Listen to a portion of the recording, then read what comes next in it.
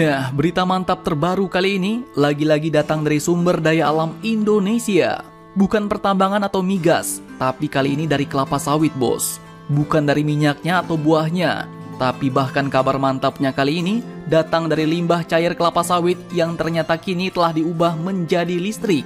Oke, dikutip dari banyak sumber berita berikut, limbah kelapa sawit yang sering kali dibuang dan tak dapat digunakan, kini ternyata juga menjadi berkah bagi Indonesia, bos. Pasalnya kini, ternyata Pertamina telah berhasil mengolah limbah cair kelapa sawit ini menjadi listrik.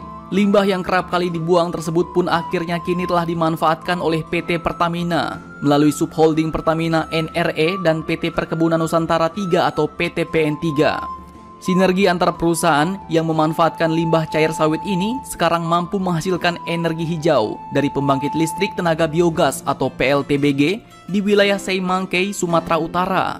PLTBG Seimangkei ini pun dibangun untuk menyuplai listrik di kawasan ekonomi khusus atau KEK Seimangkei yang sudah beroperasi sejak Januari 2020 lalu.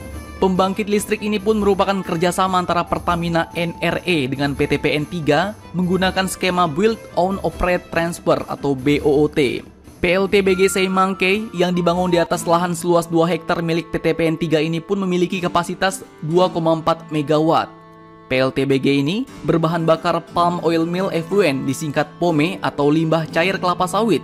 Dan setiap tahunnya, pembangkit ini dapat menyerap POME hingga 288.350 meter kubik.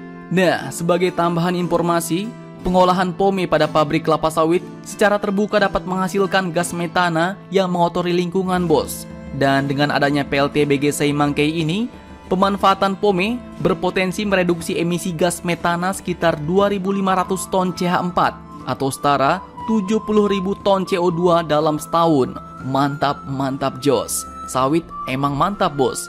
Jadi jangan salah kalau ada yang bilang sawit itu jelek, sawit itu tidak baik, sawit itu merusak lingkungan. Itu hanyalah black campaign atau kampanye hitam yang selama ini sering kita dengar dari pihak-pihak Eropa yang menolak sawit, di mana alasannya mungkin karena mereka tak bisa menanam sawit, atau mungkin karena minyak biji bunga matahari mereka kalah jauh dengan minyak sawit kita, bos. Mungkin ya.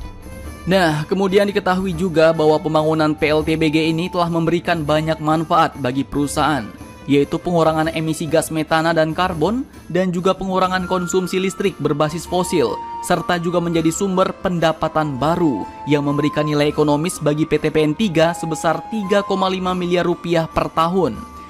Mantap! Jadi bagaimana menurut kalian? Jangan lupa komentar. Tetaplah kalian barbar dan jangan santuy terus. Demi Indonesia maju, salam Indo Heroes.